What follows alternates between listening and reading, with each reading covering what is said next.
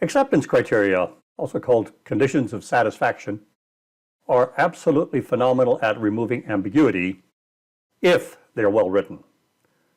To be clear, acceptance criteria are never just a different way of expressing the user story. A lot of user story authors make that error. They think that if they just rephrase the user story, they've got an acceptance criteria. One hint that might help: the words criteria and conditions are plural. User story is a singular. You should always have more acceptance criteria than you have user stories, meaning a single user story should have many acceptance criteria. Now, there are a lot of different ways of expressing acceptance criteria, and we're going to talk about that a little later on. But whichever one you choose, they should help the developer understand your user story the way it was intended, the way you intended it when you said it. Some acceptance criteria should be captured, when the user story is created, because right then it's fresh in your mind. If you think of something at that point in time, jot it down. That's a great time to capture it.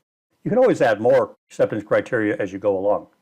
These are conditions or rules that ensure the application actually delivers the value that the user story describes. The acceptance criteria should ultimately cover all of the nuances that the product is going to have to consider for this particular feature.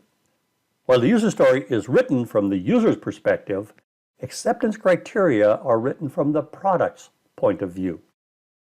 That's an important distinction. So here's an example. Consider the user story. As a website visitor, I can see all flights departing from my selected airport to my desired destination on the selected date to pick the flight that meets my travel needs. Sounds like a wonderful user story to me. Meets all of my criteria. Now, to ensure that the app delivers what I need, I could capture the following conditions of satisfaction or acceptance criteria. The visitor can see a list of all available flights that fit the criteria.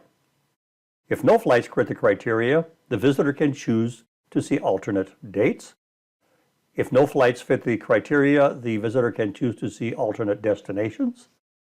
And if no flights fit the criteria, the visitor can choose to see alternate departures. Once the visitor picks a flight, the booking window will be offered. These are all examples of acceptance criteria that you might have thought about as soon as you thought about that user story. The purpose behind acceptance criteria is to synchronize, really, the vision that the author has with the vision that the Agile team is working under. Acceptance criteria bolster that mutual understanding of the user story, and that's kind of our holy grail.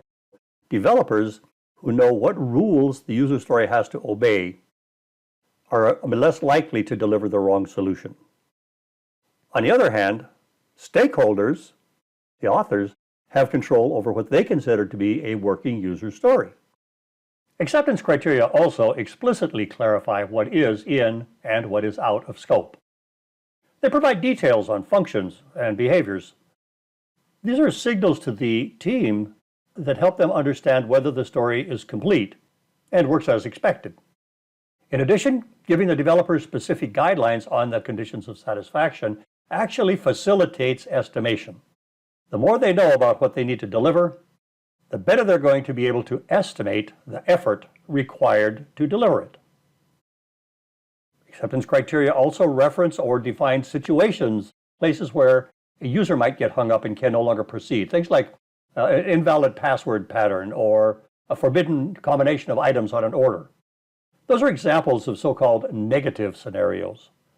You can create acceptance criteria to define negative scenarios and specify how the application is supposed to react in those circumstances. Now, ultimately, you're going to need test cases, also known as acceptance tests. Those can be executed either automatically or manual that are going to literally verify that the application does what the user story asks it to do. Acceptance criteria may be expressed at that level of detail, but there's no logic or no reason that says they have to be. But at a minimum, acceptance criteria should make the creation of acceptance tests a whole lot easier. We'll be talking about acceptance testing in a later lecture.